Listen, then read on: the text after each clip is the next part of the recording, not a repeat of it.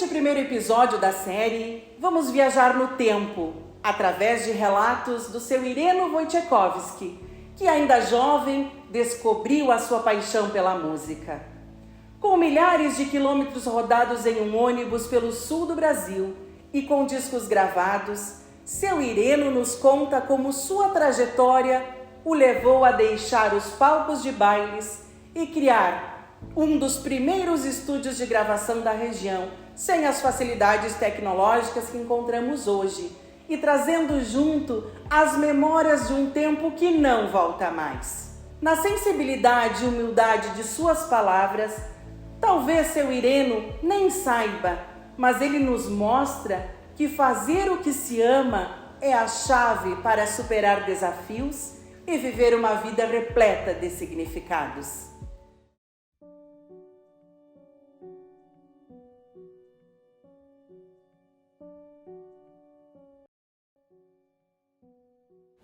Eu sempre fui um apaixonado pela música, né? Já desde quando estava lá no interior ainda, sonhava com um acordeão, até que um dia minha mãe me facilitou para comprar um acordeão, comecei a brincar, e aí formamos um grupinho, né? Na época, em 3 pessoas, eu e o Alex Bola e o Gentil Oliveira. E aí fomos batalhando, tocamos bailinho aí pelo interior. E foi indo assim, posteriormente foi aumentando a banda, até que mais tarde conseguimos gravar o primeiro disco, o segundo, o terceiro, o quarto, o quinto, o sexto. As bandas, cada qual formava da sua maneira, não é? Mas assim, eram jovens que gostavam da música, um tocava um instrumento, o outro, e foram ensaiando, foram montando, né, suas bandas. Mas teve grandes bandas aqui na cidade de Erechim, por exemplo, que nem The Crazy Boys, os Ipanemas, Pop Sonic, e outros que eu não lembro na hora, assim, né? Era praticamente todo mundo, na grande maioria, cada qual tinha uma profissão para sobreviver. E a música era como um hobby, né? E alguns se deram melhor, daí acabavam só tocando, outros nem tanto, né? Eu, na verdade, arranhei um pouquinho em diversos instrumentos, bateria e acordeão, inicialmente. Depois incluí teclado e saxofone, que foi o que eu mais, assim, me dediquei mais, né, no saxofone. Mas aprendeu sozinho? Não, eu estudei um pouquinho nas belas artes, assim, na parte teórica mais, né, mas não foi o suficiente, assim, mas para ter uma ideia, né, para conhecer a partitura e tal. E o restante, teve algumas ajudas de alguns amigos que eram mais já, assim, que nem o próprio Antenor Sobranel, que ele tinha uma banda também, os Águias Negras, era muito meu amigo, era mais velho do que eu, não é, ele vive até hoje, ele me deu umas ajudas, e outros, né? Depois nós tivemos então esse professor Inácio, que tocou comigo muitos anos. Ele era praticamente professor de todo mundo da banda, porque ele era o único que podia dizer que era músico profissional mesmo, né? Os nomes, tá, deixa eu te contar uma história aí que pode parecer mentira, mas é verdade.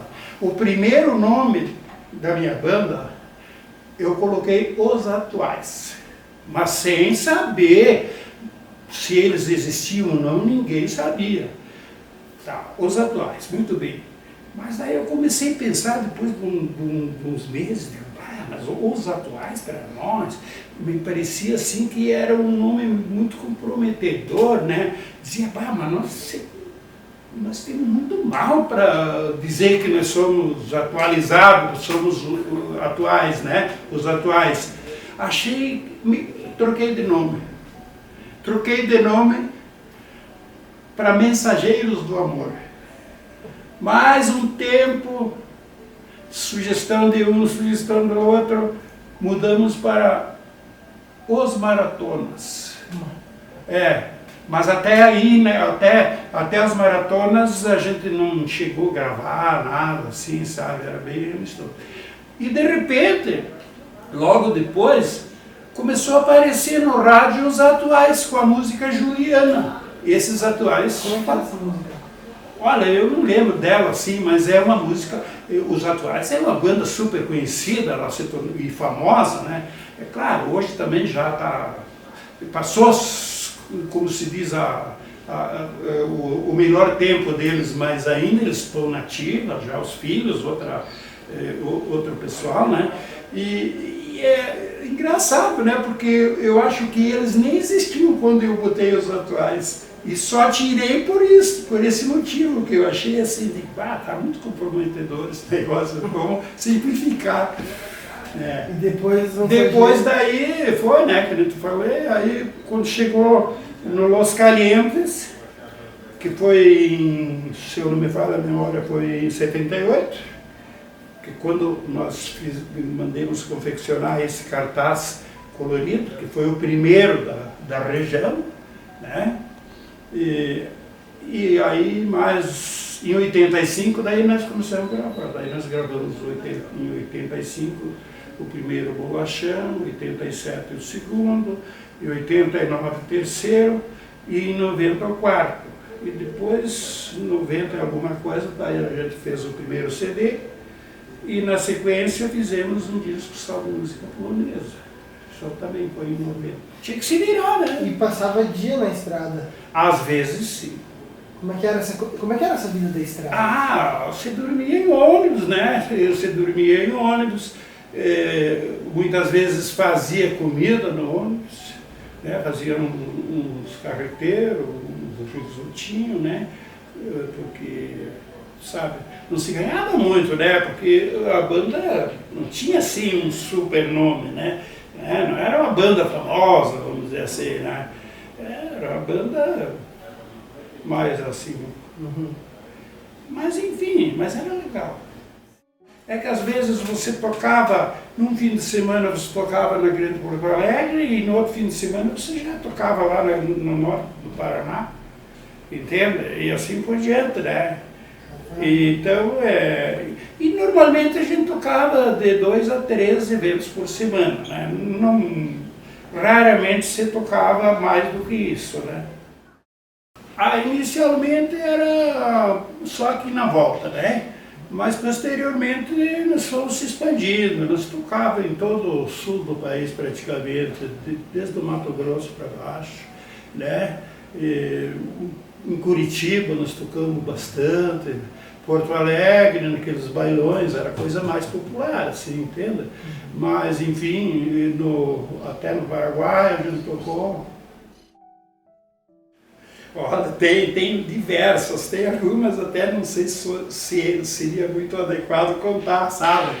Mas teve muitas. E outras assim, que a gente passou medo, passou perigo, sabe? Uma ocasião, nós estávamos tocando um baile aqui em Sertão, no Trevo do Sertão, na Capela Santo Antônio. Um baile muito grande, era um baile era um congresso de jovens, sabe? E nós fomos tocar esse baile, clube de 2 andares, né? Entupiu de gente, embaixo e em cima. Em cima dançavam e embaixo eram mesas, que o pessoal sentava aí para beber e comer e tal. E quando chegou, depois de quase 6 horas de baile, porque tivemos que prorrogar, porque o normal seriam 5 horas, mas como o baile era muito grande e tinha muita gente, a diretoria nos pediu para prolongar. Quando nós estávamos quase concluindo as 6 horas de baile, ou seja, às 5 da manhã, porque começou às 11, né? Chegou uma quadrilha de bandidos e inclusive até como treinador. Fizeram o diabo, deram um tiro para tudo que é lado. E entre esses casos, o seu Casanova, que era o presidente, meu amigo, tinha tocado um monte de bailes para ele, ele levou uns tiros na barriga, que ele, na hora, ele sobreviveu. Ele era um senhor gordo e tal. Emagreceu, sumiu e menos de um ano depois ele acabou falecendo. E uma moça, uma senhora, dançando com seu pai, no andar de cima, lógico, veio uma bala de fuzil ou algo parecido, de baixo para cima, furou o assoalho, deu no seio dela, furou o seio e deu na boca dela que estraçalhou. Entendeu? Isso é um fato que aconteceu, não lembro exatamente o ano, mas foi bem antes de eu parar de tocar. Eu parei de tocar em 96, 7, por aí, 97 acho que foi. Foi bem antes, foi uns quase 10 anos antes, acho.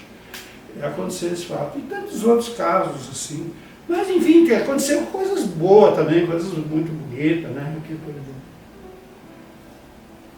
exemplo, como é que eu vou te dizer? Parece que os bailes naquela época, assim, tinha mais graça, parece que era mais bonito. A própria dança, né? Os caras dançavam de parzinho colado, né?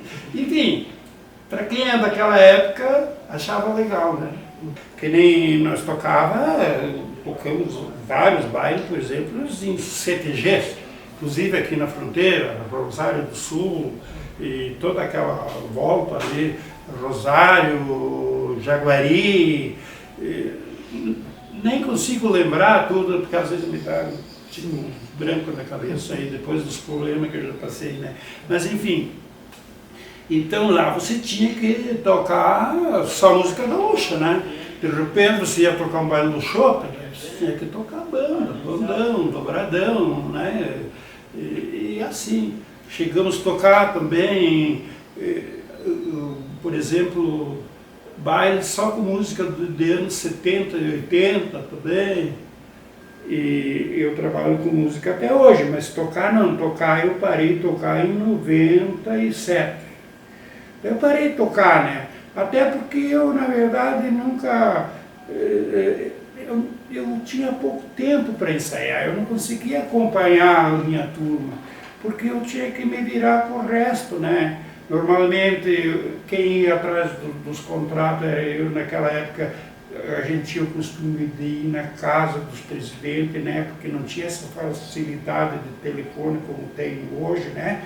Então tinha que correr atrás e assim por diante, né? E, por exemplo, na maioria das vezes eu dirigia o ônibus e tinha que cuidar do equipamento de som. Então, eu sempre ficava musicalmente atrás de todo mundo. Daí chegou ali numa época, eu digo, não, mas parei, eu vou fazer outra coisa, vou deixar o pessoal que exclusivamente estão para isso, né? Então, daí eu parei de tocar. Eu tenho ainda 2 saxofones aqui, tenho teclado, que eu uso aqui, né? Mas não eu tocando, lógico, eu não uso para as gravações. Tem acordeão, Era difícil para gravar, antes de a gente ter o próprio estúdio.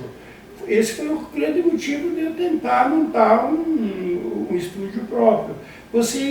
Que os primeiros 2 discos nós gravamos em Porto Alegre, certo? Foi gravado na antiga Israel, aqui em Porto Alegre. Mas o terceiro e o quarto, a gente foi gravar em São Paulo. Mas veja bem, você saía daqui para chegar até São Paulo de ônibus, os músicos chegavam cansados, uns perdiam até a voz, na hora de cantar não conseguiam fazer exatamente aquilo que eles faziam. E desgastava muito o pessoal, sabe? Então, aí surgiu, na época, que era uma coisa super moderna, o sistema ADAT, né? Que são esses gravadores aqui, ó. Como exemplo. Esses aqui, ó. Aqui tem 2, mas tem mais 2 lá embaixo. Tem mais 2 lá embaixo. Esses daí são qual? Oi? Fala de novo para ele aqui. Esses daí são qual? O gravador? A DAC? Esses gravadores aí qual que são? Esses são o sistema ADAT. É o sistema de gravação ADAT, que funciona com fita de videocassete, só tem a fita especial, né? E ela é formatada pelo próprio gravador em 8 pistas de gravação. Foi o primeiro. A gente começou com 1, mas acabou aumentando para 4. Porque daí, então, porque são 8 pistas de gravação cada um. Mas é pouco, né? Então a gente foi aumentando até chegar a 32 pistas, né? Com 4 a gente fazia. E a partir daí, a gente gravava em casa. Era legal. E daí aí o pessoal da região, e inclusive de fora, porque naquela época tinha poucos estúdios, sabe? Muito pouco. Começou a chover gente aqui para gravar, sabe? Então eu gravei eu tenho aqueles CDs lá, ó, não estão todos aí não, tem muita coisa que eu não tenho aqui na hora que tenho só na memória dos computadores. Mas eu gravei, devo ter gravado mais de 1000 discos assim, para outros, né? Pessoas que vinham do Paraná, muito de Santa Catarina, cheguei a gravar uma duplinha do Uruguai, lá da capital, também fugiu o nome, Montevidéu. Gravei de Curitiba, muita gente, de Franca, São Paulo. Então aí foi o momento que eu parei com a banda, né? Eu achei mais interessante ficar só com o estúdio, né? Funcionava mais ou menos como funciona hoje, né? Que hoje a gente grava na memória do computador, com programas especiais para essa finalidade, né? Mas enfim, naquela época a gente gravava então nessas fitas, como eu acabei de mencionar, e posteriormente mixava na mesa, né? Era tudo controlado na mesa, cada canal da mesa era um instrumento ou uma voz, regulado do gosto, ali, os volumes, enfim, a equalização, e fazia uma cópia pro DAT, não a DAT, é o DAT, é uma fitinha bem pequenininha assim, eu devo ter aqui, se eu precisar mostrar, eu tenho aqui ainda alguma coisa desse tamanho assim, com uma qualidade digital, sabe, uma qualidade ótima. E aí tu mandava essa fita para a fábrica de discos e o disco era prensado lá na fábrica, através daí, né? Naquela época foi assim o começo. Eu tenho o gravador do DAT, porque a DAT é 8 pistas e DAT é a fita master, né? Que daí já a música, era colocada a música pronta em LR, já direito e esquerdo, né? Ainda, quando comecei, ainda não se... o aparelho para gravar CD não era essas gravadoras normais assim, que nem se usa até hoje. Era um aparelho exclusivo, como se diz, era um aparelho tipo... um aparelho grande assim, né? Mas era complicado, né? Mas tu fazia, né? Daí tu ia largando lá, programava o aparelhozinho, tá?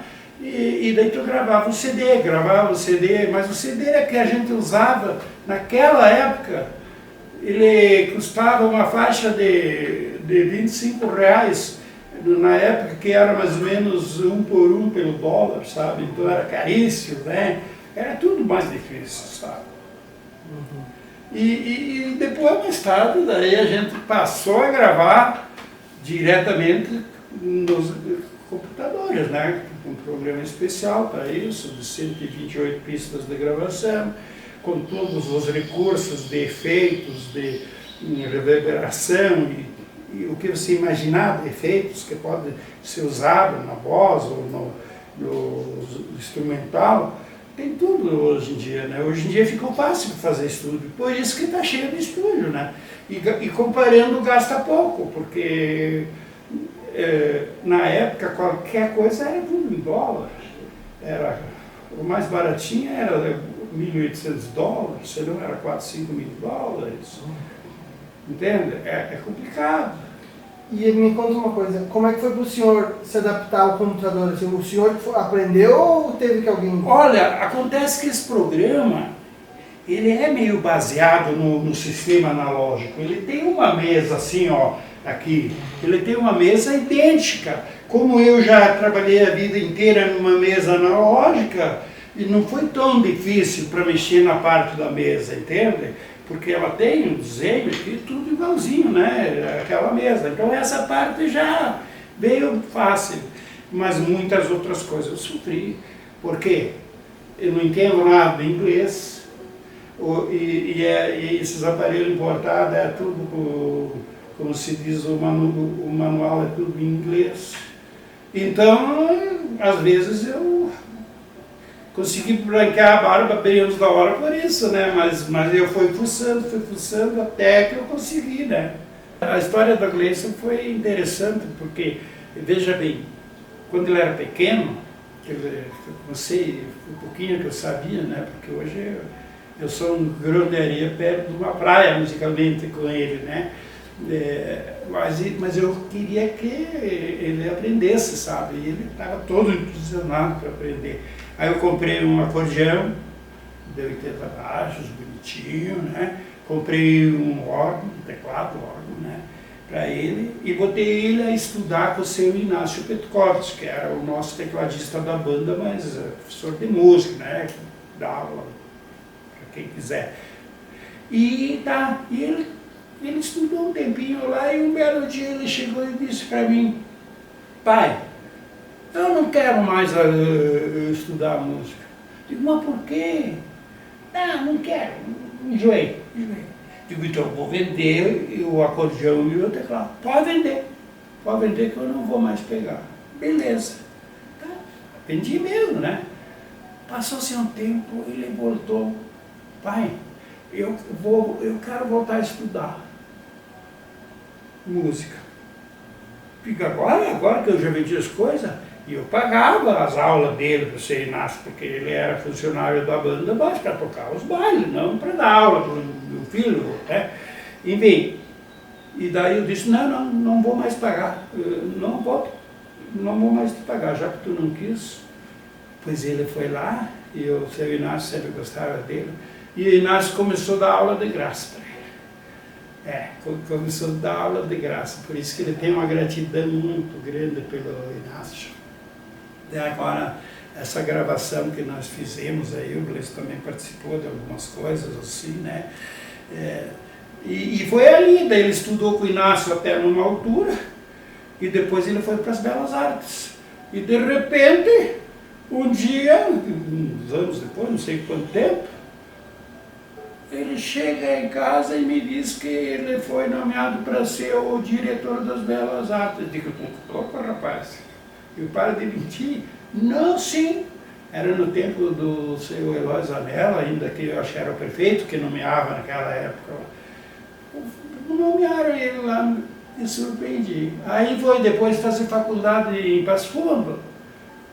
Também estava estudando, daí a pouco virou professor lá. Trabalhou anos lá, depois veio embora, era um sacrifício também. Mas enfim, ele não para até hoje, ele corre. Hoje, por exemplo, ele está o dia inteiro lá em Getúlio Vargas, que ele presta serviço para eles lá. Eu não sei, ele trabalha sábado e domingo, não tem dia de volta. Não tem. E como é que é para o senhor? Porque ele é maestro, né? Ele é maestro. Ele, teoricamente, ele tem uma formação muito... Ele tem vários canudos, como se diz assim.